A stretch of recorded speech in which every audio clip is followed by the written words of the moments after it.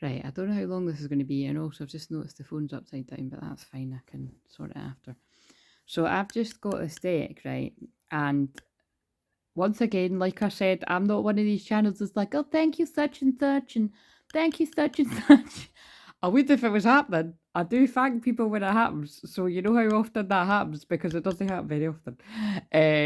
But yeah, with all jokes aside, I know that people are very grateful for the work I do, and maybe it will go that way one day. But for now, I'm a Scorpio rising conjunct with Pluto, and yeah, it seems to be the way that I'm not, like what I've noticed is like Leo moons or Leo risings tend to attract a lot of generosity and a lot of kind of gifts and stuff like that.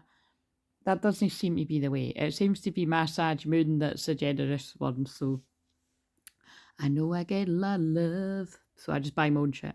So basically, um, yeah, what I'd said was the next time I got a donation, within reason, that I would get, it was this deck in particular I wanted because I've had my eye on it for ages, and I don't know, I can just feel when it's time. Um, so when lovely Lexi bought something on the last live there, I just I used that right away to get it. And that's what I mean. Like, it's like when people buy stuff from me on the channel, majority of the time I'm going to put it back into the channel. But like you said, full transparency, even if I wasn't, you're keeping me doing what I'm doing. Do you know what I mean? But in that instance, because it was near enough the same money, I thought, right, I'm just going to get that. So I'm really excited because if you're around here all the time, you'll know I'm very connected to Mary Magdalene energies, and I feel this will really speak to anyone else that feels very connected to that archetype, Mary Magdalene and Jesus, um, Sisterhood of the Rose, anything like that rose line. Again, if you're new here, around the summer, well, it was on the summer solstice last year, I actually um, went to Roslyn Chapel and kind of prayed and meditated and everything for us. So I really do feel this could have something, because it's so close to that, this could have something to do with the prayers that I put out there for people that were presently subscribed and anyone that was to subscribe in the future, because that's how this works, past, present, future. Yeah, I don't know, maybe it's going to have something to do with that. But the one thing I did notice is, like, I've not even taken the thing off yet. When I turned it over, Sarah in the White Spring, right? Now, this is like, wow. Because I had a moment with the last person I was on a session with where I basically mentioned, I mentioned Sarah, like, and bear in mind, like, I have to be really transparent here. Although I can tap into my past lives really, really strongly, what fascinates me about me as well is that I am just a total open channel, because I have not been brought up religious. I couldn't sit and tell you, like, well, I probably could if I channeled it, to be honest, but I couldn't sit and tell you things about the Bible and that. Like, that's why when I actually kind of meet other people that were brought up like that and know kind of things, I'm really interested. I'm just really interested in it, and I've had several conversations, particularly over the past year. But this, only me and that person is going to know how wow that is. That I feel that that's on the bottom because, of a moment that we had. So that's all I'm going to say. But actually, I can even think of somebody else that's watching that was, that happened, months ago. But same thing. So I'm quite excited here. What else? Yeah, I just wanted you to be here when I opened them. So I'm going to pause it and I'm going to shuffle them. Oh, also, what I want to say is, so I know that, like, look, these aren't roses, right? I don't know what flowers that's meant to be, but I think that even has meaning that I've decided to put them on, my covers to show you, like, not like through in the living room where it's a kind of nicer background, because again, it's like the whole sort of rose line, the rose energy is what I feel is coming through here. What was I going to say? Yeah, there's a card in this deck that I specifically bought this for, and it's one where she's peeking over Jesus's shoulder, because it's about, I feel it's to portray that kind of hidden element of their love. So I'm just calling it in case that comes out. But if it doesn't, it'll come out at some point, and I feel it's going to be quite significant. Like, I'll show you on the back of the deck. I'm sure it is. I'm sure it's on the back of the deck. Yeah, that one. It was just... what does it say, actually? It says, Desert Rose, true love cannot hide. Yeah. So I just feel, even if that card doesn't come out, I think there's going to be something significant about that. Right, so I'm going to pause this. I mean, so just look at this. Like, it just... I don't know, it feels special. And also, like, look at this. She's like the Holy Grail, right? I've titled the videos that I've done a couple of days ago that I haven't published about the Holy Grail. So even that's kind of amazing. Right, so I gave them a good shuffle. I'm just going to chuck my phone out of the way. I gave them a good shuffle, but just in case you don't believe me, for the...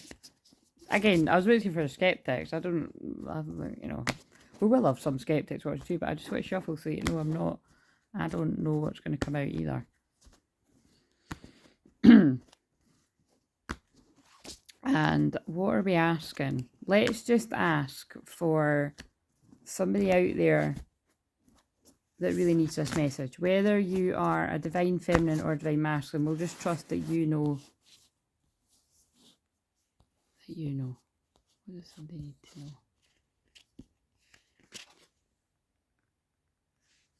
Oh. Oh, wow. Maybe it's for a divine feminine and a divine masculine. Divine destiny. The Shekinah. Look. Wee couple. Powerful.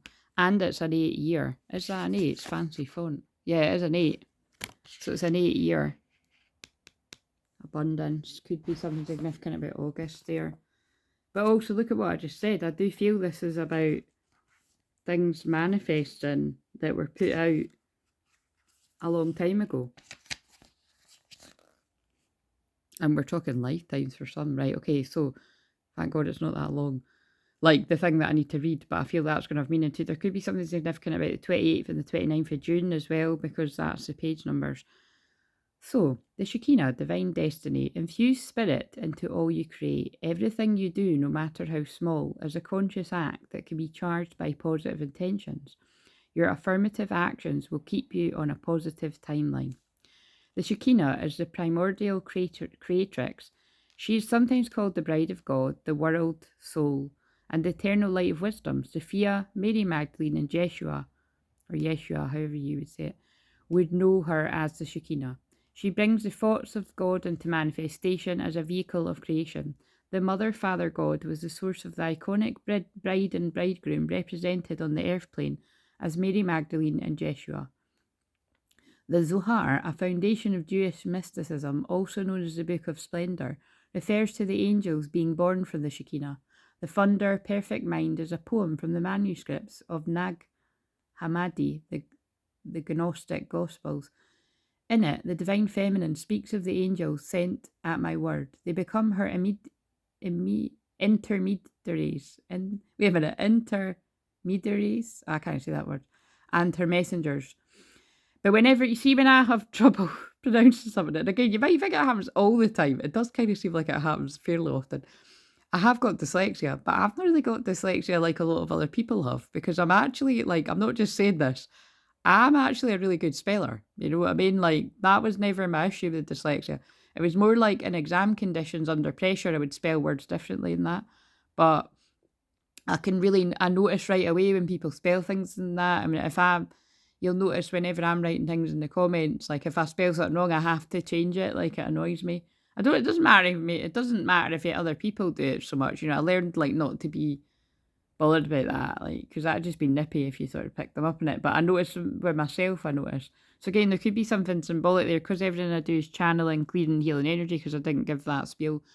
There could be something about you being a bit too hard on yourself, too critical. Like it's not a big deal, basically. Right, later in the Nag, like basically we know generally what the message is what I'm saying. Later in the Nag Hammadi text, the divine feminine presence is called Sophia. She's portrayed as the highest dimensional being, the breath of the living God, creating the fundamental manifestation of human existence and spirituality. Remember your divine thought of the Father and have been given the breath of life by the mother to become a living being with a divine destiny. Your destiny is not a fixed mark. You can arrive by many pathways according to the choices you make. Oh, wow. So that feels pretty heavy. Again, I feel some of the names that could have been significant here. So, what? Sarah, Sophia, Mary being an obvious one. Any of the names that I've mentioned here could be significant too for anybody. But yeah, I feel I just want to leave this wee message here that's, that it's just a reminder that, yeah, it feels like what's that thing I love? Basically, it's like a message I gave the other week there about being at a choice point, but it's more specifically, right, give me it, what am I thinking of? Ah, that's it, Vanilla Sky, because remember I only watched that a few days ago or last week sometime. Every passing minute is another chance to turn it all around.